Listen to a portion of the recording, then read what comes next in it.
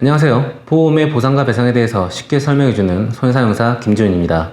오늘도 만나 뵙게 되어 반갑습니다. 국내 반려동물 양육 인구는 1,400만 명으로 통계상 새집걸로 한집 기준으로 애완견이나 애완묘와 함께 살아가고 있습니다. 그리고 그만큼 애완동물과 관련된 사업도 발전하였으며 반려동물과 관련된 사건, 사고도 많이 일어나고 있습니다. 최근 늘어나고 있는 반려동물에 걸맞게 현재 애견을 산책할 때는 목줄과 입마개를 의무시 사용하게끔 하고 있죠. 그럼에도 불구하고 아이돌의 반려견이 사망사고를 낸다든지, 올해 2월에는 부산의 한 아파트에서 불독이 일반 지나가는 주민 여성을 물었던 사고도 있었죠. 오늘은 이러한 사고와 관련해서 피해자들이 이런 사고에 어떻게 대처해야 되는지 대처법을 가지고 와봤습니다. 그러면 보상튜브 시작하겠습니다. 최근 반려동물 인구가 늘면서 그만큼 개물림 사고가 많이 발생하고 있습니다. 그래서 여러분이 아이들과 산책을 나가거나 여가를 즐기던 중 다른 사람의 개가 여러분이나 여러분의 소중한 가족을 다치게 할 수 있겠죠. 이러한 개물림 사고를 당했을 때 여러분이 어떻게 처리를 해야 될지 오늘 준비해 보았습니다. 첫 번째, 사고가 난 현장에서 상대방에게 녹취나 서면으로 사고 사실에 대한 내용을 남겨두시길 바랍니다. 개물림 사고는 자동차 사고와 달리 형사 책임을 묻는 경우가 대부분입니다. 그러다 보니 견주 입장에서 초기에는 충분한 배상을 해줄 것처럼 말하다가 이후 경찰 사고조사가 진행되면서 진술이 번복되어 서로 간에 분쟁을 겪는 경우가 상당히 많습니다. 그래서 형사 문제가 제기되지 않고 쌍방 간에 원만하게 충분히 합의할 수 있음에도 불구하고 진술 번복으로 인하여 가해자와 피해자 모두 사실 증빙과 관련하여 고통받을 수가 있습니다. 현장에서 무턱대고 경찰부터 부르지는 마시고요. 현장 상황이 이러한 것으로 진행된 것으로 본인은 확인이 되는데 상대 측에게도 당해 사실이 맞는지 녹취 또는 서면으로 남겨달라고 부탁하시길 바랍니다. 그리고 여기에 동의할 경우 따로 경찰을 부르지 않겠다고 말씀하시면 됩니다. 다만 이러한 녹취를 할 때 여러분이 몰래 녹취를 하시면 안 됩니다. 그럴 경우 이후 법정 소송 다툼 시 증거 능력 여부로 문제가 될 수 있습니다. 상대에게 녹취나 서면의 의사를 충분히 밝히시고 남기시길 바랍니다. 만약 현장에서 견주와 사고 사실에 대해서 심각한 서로 간의 이견이 있을 경우에는 사고 당시에 현장에서 경찰을 부르시길 바랍니다. 하지만 상대 측에서 사고 사실에 대한 확실한 확답과 손해배상에 대해서 충분히 해주겠다는 의사를 밝힌 경우에는 사고 현장에 대한 자료부터 먼저 남기시길 바랍니다. 만약에 이후 형사 문제를 제기하고 싶다고 하더라도 이미 여러분에게 충분한 증거와 자료가 남아있다면 상대방을 형사 고발을 한다고 하더라도 이후 추후에 준비해도 괜찮습니다. 참고로 이렇게 진술을 확보해 두시면 여러분은 형사뿐만 아니라 민사에서도 증거 자료로 활용할 수가 있습니다. 그리고 추가적으로 주변에 블랙박스 차량이나 CCTV가 있는지 확보하시길 바랍니다. 만약 블랙박스가 있다면 해당 차주에게 연락하셔서 블랙박스 영상을 확보하시고요. CCTV의 경우 민간용일 경우에는 해당 점주에게, 지자체가 관리할 경우에는 정보 공개 청구를 통해서 요청하실 수 있습니다. 두 번째는 응급조치 후에 병원으로 가시길 바랍니다.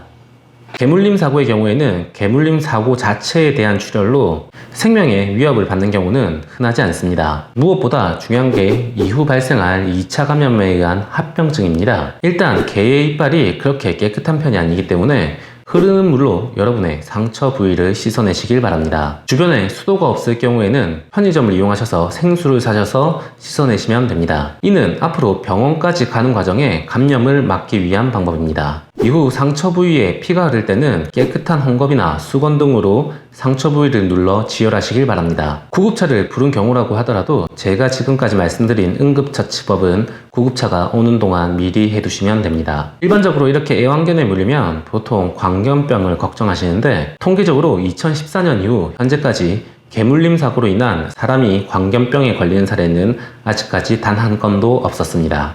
오히려 무서운 질병은 폐혈증입니다. 아이돌이 기른 개로 인한 사망 사건도 이러한 폐혈증에 의한 사망이었죠. 개물림 사고가 단순한 상처 수준이라고 내버려 두었다가 여러분이 크게 위험에 처할 수 있습니다. 개물림 사고의 경우에는 병원급 이상의 응급센터에 가시는 것을 추천드립니다. 세 번째, 상대방에게 전화하셔서 보험이 제대로 가입되어 있는지 확인하시길 바랍니다. 요즘 펫보험이 전성시대를 맞아 한창 판매되고 있습니다. 그런데 생각보다 그렇게 가입한 인구가 많지는 않습니다. 이유는 비싼 가격이 원인입니다. 그리고 배상 책임 한도 금액도 그렇게 높지 않기 때문에 사실상 물어보는 게 실익이 없습니다. 이때 사용되는 것은 일상생활 배상책임보험입니다. 일반적으로 요즘 판매되고 있는 가족 일상생활 배상책임보험에 가입되어 있겠죠. 해당 개를 끌고 나온 견주뿐만 아니라 견주의 부모나 자녀의 경우 동거하고 있다면 이를 담보받을 수가 있습니다. 그런데 제가 지난 영상에서도 말씀드린 것과 같이 일상생활 배상책임보험은 본인이 가입되어 있는지조차 모르는 경우가 많습니다. 그렇다 보니 개인 실비보험이나 상해보험,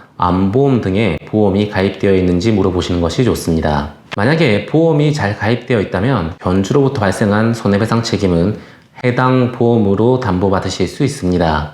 이 보험은 자동차 보험과 달리 지불보증이라는 제도가 없기 때문에 여러분이 치료비를 먼저 내신 후에 이후 보험회사로 청구하시면 됩니다. 여러분은 해당 보험회사에 치료비, 일시수익, 위자료 등을 상대 측 보험사에 청구할 수 있습니다. 그런데 여러분이 본인의 여건이 좋지 않아 이 치료비를 충당하기 어려운 경우도 있겠죠. 그럴 경우 보험회사는 가지급금 제도라는 것이 있습니다. 이건 여러분이 최종적으로 받게 될 합의금을 일부 미리 당겨서 받는 거예요. 해당 보험사로 가지급금을 청구하면 여러분의 치료비 정도는 충분히 충당할 수 있으니 청구하시길 바랍니다. 네 번째, 마지막으로 형사 문제에 대해서 말씀드리도록 하겠습니다. 제가 처음 사고 났을 때 반드시 사고 관련된 자료를 남겨놓으라고 했습니다. 상대 견주는 여러분을 다치게 했기 때문에 형법상 과실치사상죄가 적용됩니다. 양자 간에 해당 사건에 대해서 원만하게 합의를 하면은 문제가 되지 않겠지만 상대가 제대로 보험이 가입되어 있지 않거나 원만한 합의를 할 의사를 전혀 보이지 않거나 사고 사실 자체를 말을 바꿔 끝까지 부인한다든지 본인의 잘못에 대해서 전혀 사과할 생각이 없는 경우가 있겠죠. 그렇다면 이때 여러분은 관할 경찰서에서 형사 고소를 하시면 됩니다. 하지만 저는 개인적으로 되도록이면 형사까지 거치지 않고 처리하는 것을 추천합니다. 때에 따라서 이렇게 형사적 문제까지 검토를 해봐야 될 수 있겠지만 저는 이 방법을 서로 양자 간에 마찰에 의해서 끝까지 협정을 찾지 못한 경우 쓰라고 말씀드리고 싶습니다. 이렇게 처리할 경우 상대방은 100% 벌금형 이상의 처벌을 받게 됩니다. 참고로 사망사고의 경우에는 실형까지 나온 판례가 있습니다. 이러할 경우 해당 형사에 대해서 여러분은 형사합의금까지 요구할 수 있습니다. 보험이 없을 경우에는 상대 측에게 민형사 합의금 모두를 요건으로 요청할 수가 있습니다. 그런데 이 방법을 처음부터 추천하진 않는 것이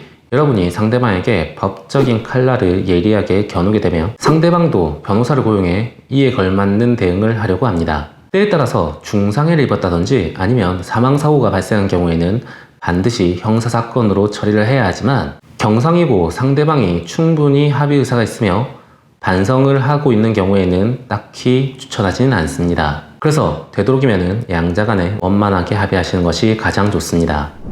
이상 보상투부였습니다. 저희 보상투부는 여러분의 제보를 받고 있습니다. 교통사고나 보험사고에 대해서 저희에게 제보해 주시면 저희에게 큰 힘이 됩니다. 시청자 여러분의 보험에 대한 권리를 찾을 때까지 저희 보상투부가 함께 하겠습니다. 저희 보상투부를 좋아요, 구독, 댓글, 알람으로 응원해 주시길 바랍니다. 감사합니다.